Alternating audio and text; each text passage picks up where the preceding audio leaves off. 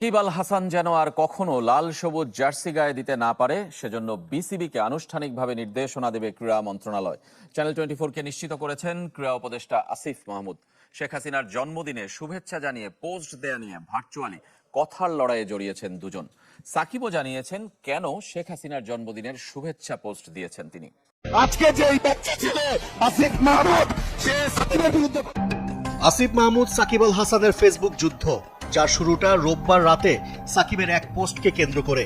সাবেক প্রধানমন্ত্রী শেখ হাসিনাকে জন্মদিনের শুভেচ্ছা জানান নাম্বার 75। এরপর ক্রীড়া উপদেষ্টা ও সাবেক অধিনায়কের পাল্টাপাল্টি স্ট্যাটাসে উত্তপ্ত হয় সামাজিক যোগাযোগ মাধ্যম। সেখানে সাকিবকে আক্রমণ করেন সার্জিস আলম, হাসনাত আব্দুল্লাহ, সাদিক কায়েমের মতো জুলাই বিপ্লবের অগ্রসেনানীরা।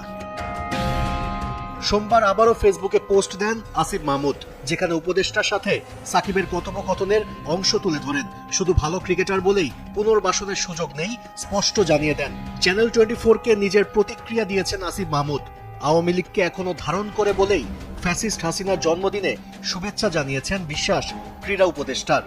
যতবার তিনি দেশে আসার জন্য চেয়েছেন এবং খেলার জন্য চেয়েছেন, ততবার তিনি আমাকে বলেছেন যে ভাই, আমাকে জোর করে নমিনেশনটা দেওয়া হয়েছে, আমি রাজনীতির সাথে জড়িত না, আমি শুধু এমপি ইলেকশনটা করেছি, এলাকার মানুষের জন্য কাজ করতে চেয়েছি। কিন্তু আসল সত্যটা তো হচ্ছে তিনি আসলেই আওয়ামী লীগের রাজনীতির সাথেই আষ্টেপৃষ্টে জড়িত, যেটা প্রমাণ আমরা পেলাম। যোগাযোগ করা হয় সাকিবের সাথেও।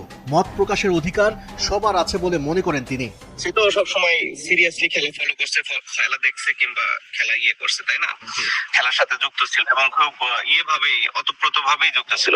তো সেইখান থেকে একটা সম্পর্ক হয়েছে, তো সেটা সেই সম্পর্ক রাজনীতির আগে থেকে। তো সেই জায়গা থেকে আমি একজনকে উইশ করতেই পারি, ছাড়া অন্য কোনো উদ্দেশ্য, কাউকে কোনো ইঙ্গিত, কোনো কিছু না।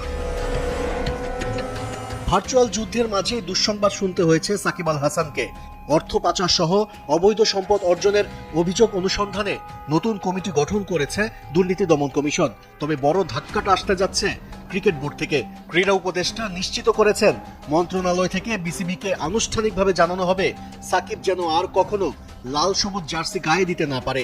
তাকে বাংলাদেশের পতাকা বহন করতে দেয়া বা বাংলাদেশের জার্সির পরিচয় বহন করতে দেয়া, এটা আমার পক্ষে কোনোভাবেই সুযোগ করে দেওয়া সম্ভব না।